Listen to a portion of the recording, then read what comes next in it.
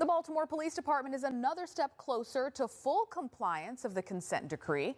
Today, a judge terminated 3 more sections of the decree, meaning the court will no longer have oversight over them. Our Casey Baylor is live on your corner outside the federal courthouse. And Casey, this is now the second time sections of the decree have been removed. Nikki, the consent decree is now 83% or compliant or on track to being compliant, according to the city. Police Commissioner Richard Worley says even though the court won't have full oversight over certain sections of this consent decree, the department still will have oversight, always looking for ways to improve. We are not changing what we've done to get here. We're going to continue to monitor those things and continue to make our department better. Baltimore Police making progress in becoming fully compliant with its consent decree.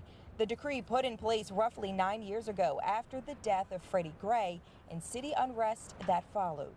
Thursday, Baltimore City officials announced a judge removed 3 sections of BPD's consent decree from court oversight. That's First Amendment protected activity, coordination with Baltimore City School Police, and Community Oversight Task Force. Those sections have been in full and effective compliance for more than a year. We also entered into the sustainment period for technology, recruitment, retention, and hiring. Which means in a couple of years, a judge could terminate those sections of the decree.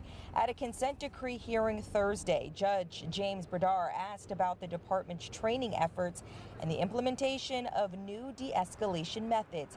He also questioned any gaps from misconduct if the department is hiring officers too quickly. Worley says the change of department culture has addressed that concern. We've put a lot of effort into training.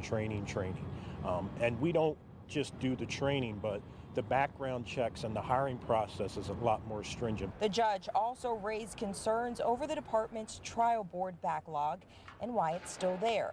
Worley calls it a pain point.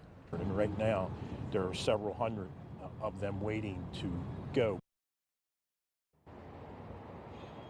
Now, BPD says they face another challenge with documentation within a department. They say some officers are having a hard time fully articulating their actions in written reports, even though their actions are justified by viewing their body-worn cameras. BPD says this prevents the department from being fully compliant and also undermines accountability. Reporting live on your corner outside the federal courthouse, I'm Casey Baylor for WJZ. Casey, thank you.